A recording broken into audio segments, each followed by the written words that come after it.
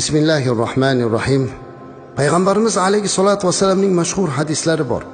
U zoti bobarakot Merojga chiqib tushganlaridan keyin ayollar jamoasini ko'rib, "Ya ma'sharan niso" degan ekanlar. "Ey ayollar jamoasi, menga do'zax ko'rsatildi.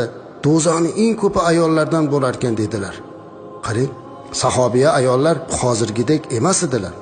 Ular nima uchun? Aybimiz bizni ayol bo'lganligimiz uchunmi? Nega Alloh bizni ayol qilib yaratdi? Erimiz oldida bizni biroz pastga qildi. Nima uchun endi biz do'zaximiz deb janjal qilmaydilar. Sahobiyalar bu gapdan hayron bo'ldilar. Ichida zukkoroq, gapirishga qodirroq bo'lgan ayol kishi payg'ambarimiz alayhisolatu vasallamga: "Ya Rasululloh sallallohu alayhi vasallam, nima uchun do'zaxda ayollardan ko'p bo'lar ekan?" deb so'radilar. Shunda payg'ambarimiz alayhisolatu vasallam: "Sizlar ko'p la'natlisizlar, ko'p qarg'aysizlar va eringizga kufrona ne'mat qilasizlar" dedilar. Qarang, sizlarning do'zaxda ko'p bo'lishingizga mana shu ikkita illat deyaptilar. Birinchisi tukthirunul la'na, la'natni ko'p qilasizlar. Muhtarama opa-singillarimiz, ojizalarimiz bir qarasinlar o'zlariga, haqiqatda la'natni, qarg'ishni ko'p qiladilar. O'zi shoshilib ketyapti, oyog'ini urib olib, ostonani ham qarg'aydilar. "Hey, o'la" deydilar. Qo'lini pichoqda kesib olib, pichoqni ham qarg'aydilar. U jonlimi, jonsizmi, kim bo'lsa qarg'ashga o'rganib qolgan. Eng yomoni, hatto bolalarini ham la'natlaydi. Juda ko'p mana shu keyingi paytda onalar bolalarini qarg'ashi, bolalariga la'natlashi ko'payib ketdi. Bir narsani bilmoqlik kerakki, har bir gapga farishta omin deydi. Sizni qarg'ishingiz duoibatga o'tib, duo mustajab bo'lib qolishi mumkin. Eski onalarimiz nima deb so'kardilar bolalarini eslang. Juda bolasi sho'xlik qilsa, bolasiga qarab, "Ey, baraka topgur, umring uzoq bo'lgur" deb so'kardilar. So'kishlarida ham yaxshi tilaklar bilan. Mana ustozimning onalari ba'zan sho'xlik qilinsa, "Ey, xona solatlar" deyardi. Men u gapni nihoyatda yomon so'z deb o'ylardim ekan. Keyin bilsam, xona solat degani jamoatga chiqmasdan uyda namoz o'quvchi degan ekan. Qarang, mana bu narsalar bilan ular tarbiya qilgan. Lekin hozirchi, hozir kechirasizlar-ku, ayollarimiz bir qarg'ashga o'tadigan bo'lsa, qarg'ash va haqoratlar ensiklopediyasida topilmaydigan so'zlar bilan haqoratlaydilar. Shunday so'zlarda aytayaptilarki, odam yoqingizni ushlaysiz. Mana bu narsani payg'ambarimiz alayhisalom 14 asr muqaddam: "Ey ayollar jamoasi, sizlar do'zaxda ko'p ekanligingizni ko'rdim. Buning birinchi sababi sizlar la'nat ko'p aytasizlar" dedilar. La'natlashdan, qarg'ashdan saqlanish kerak. Yaxshi gaplarni, yaxshi tilaklarni aytish kerak. Ikkinchisi, eringizni inkor qilasiz, ya'ni eringizga kufrona ne'mat qilasiz dedilar. Bilasizmi muhtarama ojiza opa-singillarimiz, erkak kishi uchun eng og'ir botadigan gap qaysi gap?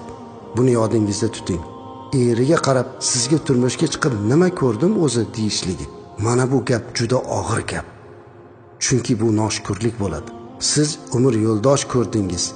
Siz mana shu eringizni rozi qilib jannatga kirib olish imkoniyatini topdingiz. Mana shu eng katta gap. Hatto ba'zi birlari o'zlarini husni chiroyliklari bilan, o'zlarini husni jamollari bilan ba'zan erlarini pastga oladilar. Go'yoki eri oldida o'zini juda go'zal sanaydilar. Bilishlari kerakki, agar qaysi bir ayol kishi mu'min bo'lgan, musulmon bo'lgan, yaxshi ibodatda, taqvoda turgan, bolam chaqam deb turgan solih bir erkakga ozor bersa, jannatdagi hurlar aytar ekan: "Ey ayol, bu erga qo'pollik qilma, u seni qo'lingda vaqtincha turibdi, ertaga biz oldimizga keladi" deyarkanlar. Qarang, erga ozor bermaslik kerak, o'zini husni bilan maqtanmaslik kerak. Asma'i degan zot aytadilarki, "Sahroyi arablar makoniga borgan edim" deydilar. Bu yerda bir xotinni uchratdim. Xotinim juda ham go'zal ekan, eri esa xunuk ekan. Shunda men xotindan: "Ey, o'zing go'zal bo'lib, mana shunday kishini qo'l ostida yashashga qanday rozi bo'lding?" deb so'ragan edim. U sahroyi ayol shunday deb javob berdi: "Yaxshilab eshitib ol.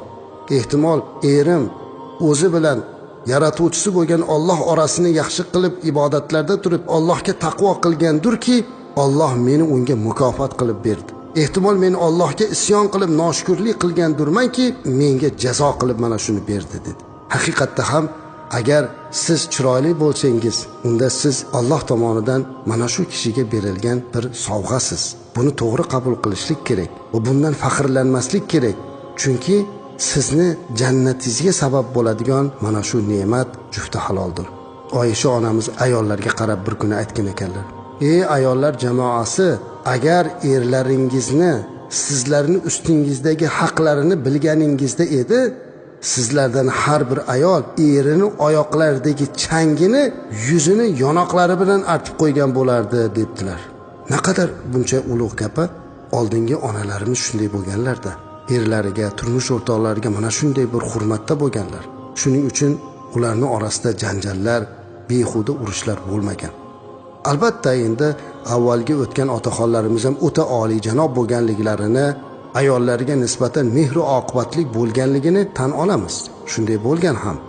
Lekin hozir biz ayollar haqida gapirganimiz uchun alohida aytayapmizki, erlarni hurmat qilish ularning vazifalari, buyuk vazifalar.